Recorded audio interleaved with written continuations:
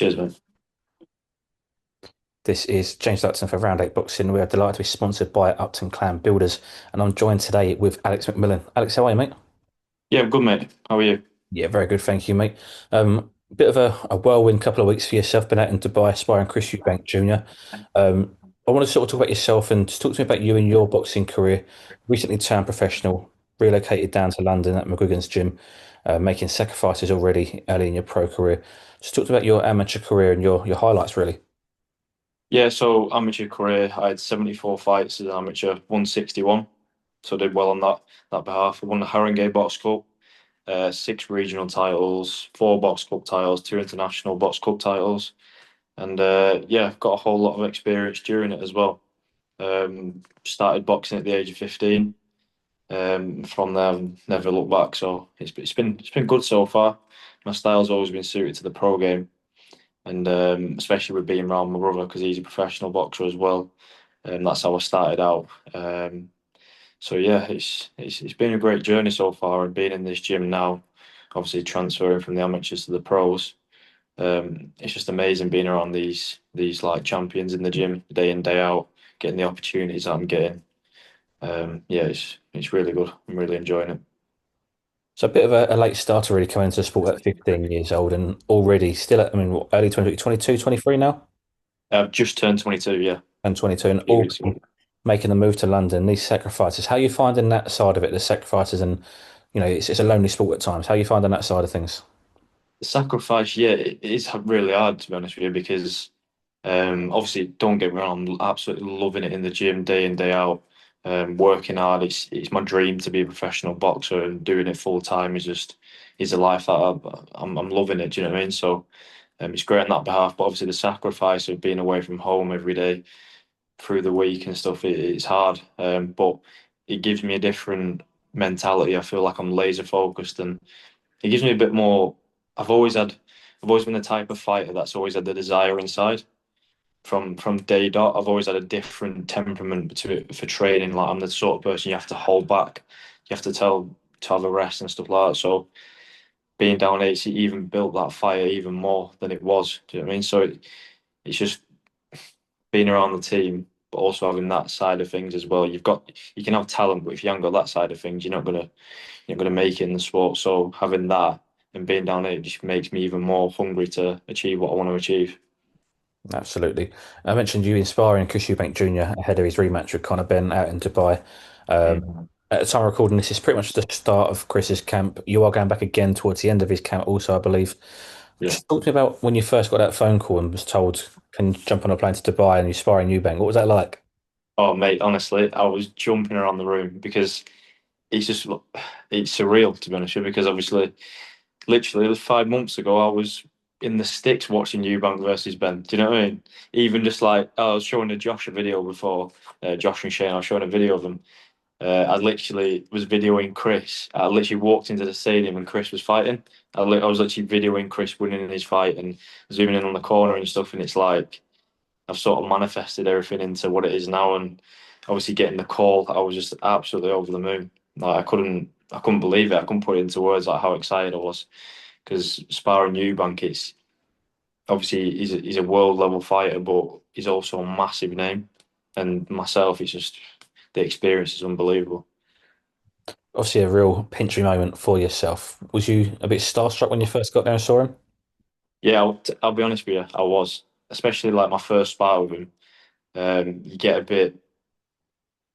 I was confident, but you get a bit like stuck in the moment with beat because obviously it's Chris Eubank Jr. Like he's very the way he is as well. It just makes you like starstruck. And when I was sparring him, I just got more confident and more confident as the rounds went on. Which like right now, I'm coming away from that week in Dubai with just so much confidence of being around like Chris, sparring him, seeing what he does, even just the team. Like he's obviously brought Bomac in, who's obviously just made Terence Crawford beat Canelo. Like, and the way that team does things, it's just giving me confidence in my ability, in my team, and it's just going to bring me on like leaps and bounds, really. No, definitely. What was the most surprising thing about sparring Eubank? As in his as in what Eubank does in the ring.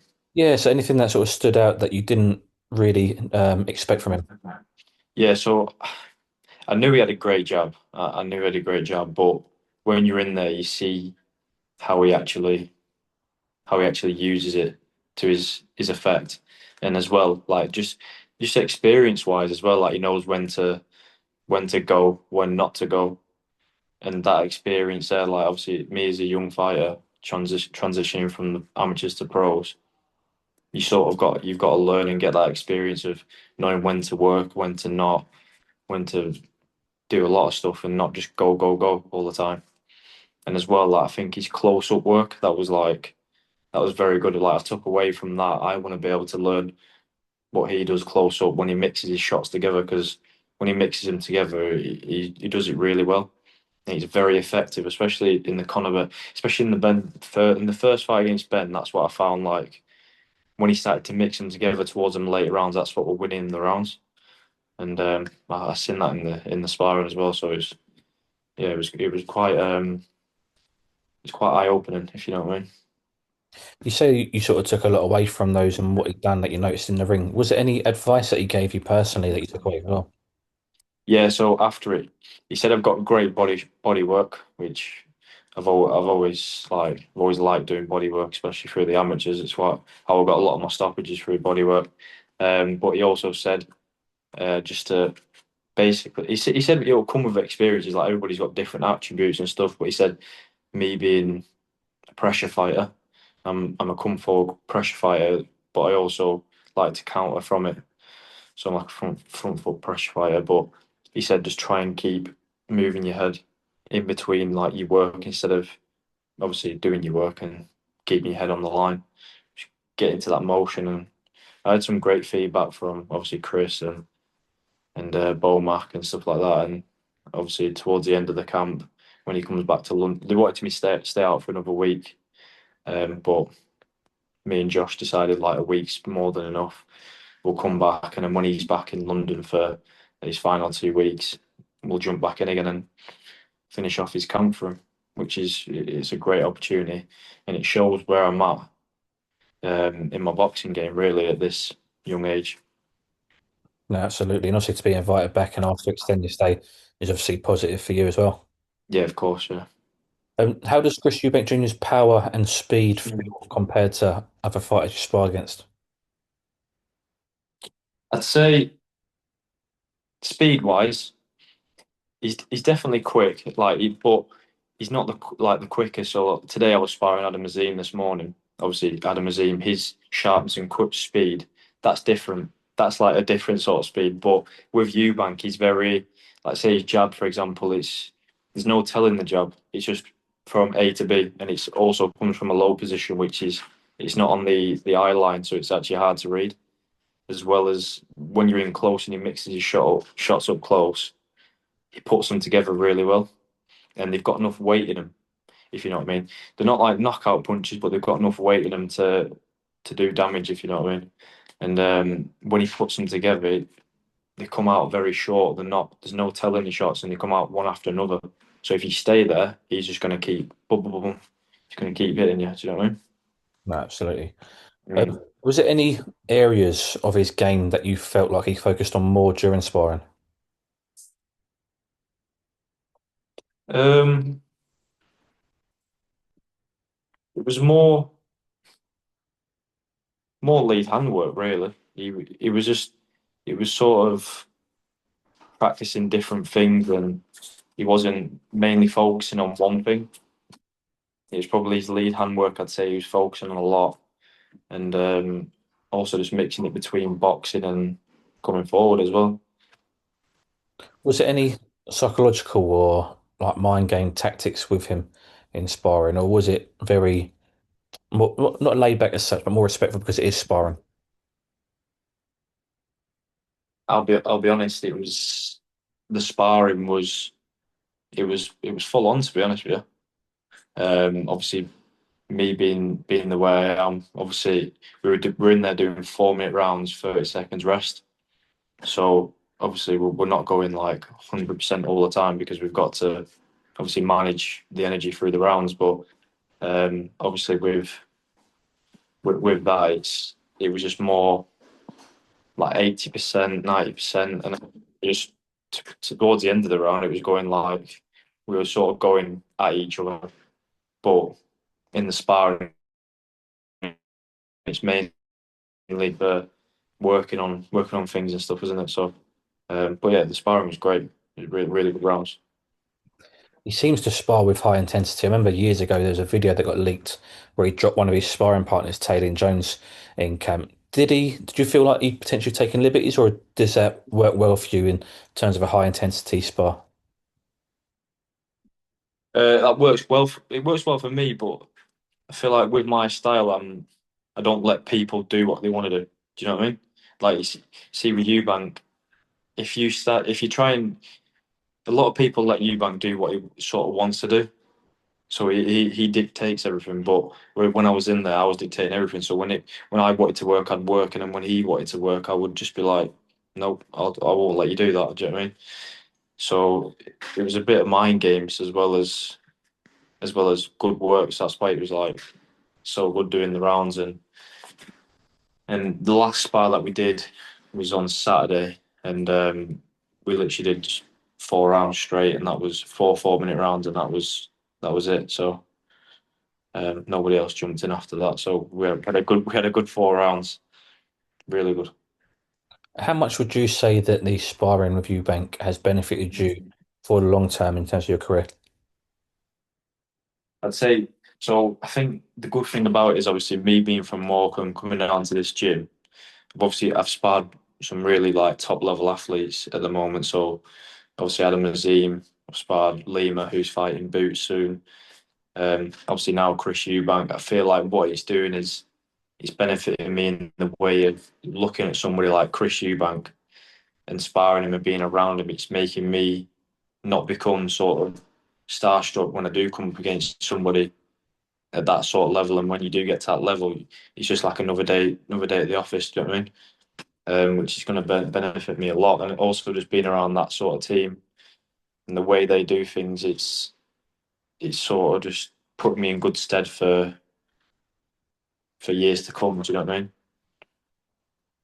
Was there any downtime away from the gym and away from sparring with Eubank's team? Well, after the sparring and stuff, yeah, there was at the Kamani Club in Dubai. Um, we'd just chill out for a bit. We'd have a good laugh. We'd have a chat, and do you know what I mean? The guys that people have a lot of opinions on Eubank, but behind the scenes, the guy is 100% a genuine guy. Do you know what I mean? He's got time for people. Like even just me, like being a young kid coming in sparring, he was giving me advice and I was asking him questions and he was helping me out and stuff. So he just he's like a genuine guy, to be honest. I was going to ask, obviously, we see a lot of the pantomime villain in press conferences and things like that with Chris, but away from all that, away from the cameras, is he just, you sort of typical laid back, nice guy, sort of mate vibe sort of thing? Yeah, 100%. That's literally what he is. Like he gets on with everybody. He's got time for everybody as well, which is a good thing. Um, like you said, obviously on the cameras and stuff, he puts on a certain persona, but behind it, he's a genuine person. Do you know what I mean? And he's a nice guy. Even know what to punch his head off. Obviously, after sharing the ring with him and obviously you gain a newfound respect for Chris, just describe Chris to me as a fighter in 3 words. What would they be and why? Confident, um, tough, and I would say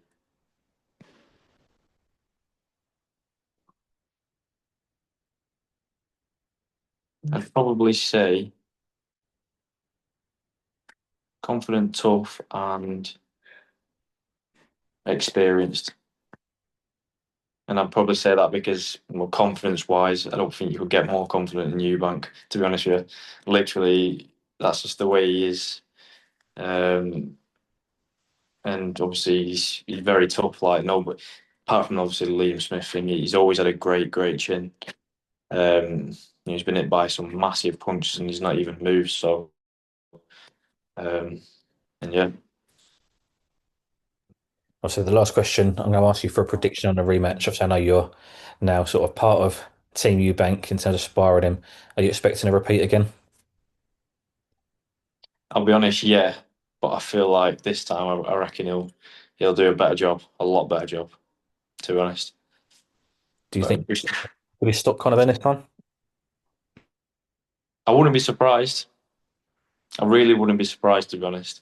Especially, obviously, being behind the scenes and stuff. When you see like certain things and stuff, like, and you hear certain things like this time around in this camp, he's a lot better. Fantastic. Alex, I want to thank you very much for your time. Enjoy the next, time you go to camp with Eubank and really savour every moment of it. But thank you for your time. Really appreciate it. We'll speak again soon. Yeah, thank you, mate. I appreciate that.